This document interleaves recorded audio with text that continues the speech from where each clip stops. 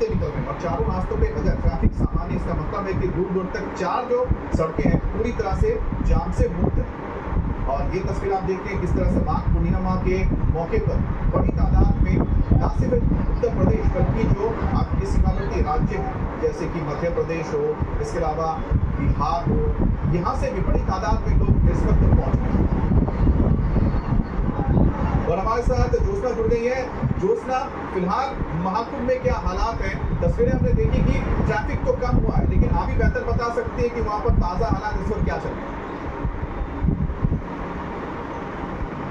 बिल्कुल हमें तस्वीरें आपने दिखाई, ट्रैफिक कम हुआ है, लेकिन इससे पहले बीते कल की मैं बात करूं तो लोगों को बहुत परेशानी हो रही थी। एक तो वीकेंड था, फ्राइडे सैटरडे संडे होने की वजह से जो श्रद्धालुओं की संख्या थी वो बहुत ज़्यादा थी और सैटरडे और संडे को ही नो व्हीकल जोन रहता है। फ्राइडे को लोग गाड़ियाँ अंदर लेकर आते हैं, पासेस भी वैलिड होते हैं, तो यही कारण है कि जो गाड़ियाँ थी वो अंदर तक आ रही थी, घाटों की तरफ लाई जा रही थी। पार्किंग में तो कुछ गाड़ियाँ लगी थी, लेकिन कुछ लोगों ने घाटों के किनारे जो मेन सड़क है वहाँ पर अपनी गाड़ियों की कतार लगा दी थी, वहीं पर पार्क कर दी थी। ये भी कारण है कि श्रद्धालुओं को, जो पैदल चलने वाले यात्री हैं, उन्हें बहुत दिक्कत हो रही थी। कल रात को भी हम एक नाइट सर्वे करने के लिए निकले थे, उस वक्त भी मैंने देखा कि जो अरेन घाट का इलाका सेक्टर 23 2425 में फैला हुआ है, वहाँ पर नो व्हीकल जोन कल से घोषित कर दिया गया था। यानी किसी भी 4 पहिया गाड़ी को, अगर वो प्रशासनिक गाड़ी नहीं है या फिर कोई इमरजेंसी सर्विसेज की गाड़ी नहीं है, इजाजत नहीं है, सभी लोग पैदल आ रहे थे। और क्योंकि घाटों की तरफ जो छिटकी रेलवे स्टेशन है, नैनी रेलवे स्टेशन है, वहाँ से बहुत श्रद्धालु आते हैं, तो उनकी संख्या बहुत ज़्यादा थी। ट्रेनें जैसे जैसे पहुँच रही थी, बड़ी संख्या में श्रद्धालुओं का घाटों पर आने का सिलसिला जारी था। और अरेल घाट की जो तस्वीर बदली हुई अब इसलिए नजर आ रही है क्योंकि 5 तारीख को जो प्रधानमंत्री नरेंद्र मोदी यहाँ आए थे, उसके बाद से अरेल घाट आने के लिए श्रद्धालुओं का उत्साह है वो ज़्यादा देखने को मिला। इसलिए यहाँ पर सुरक्षा के इस तरह से इंतजाम किए गए थे।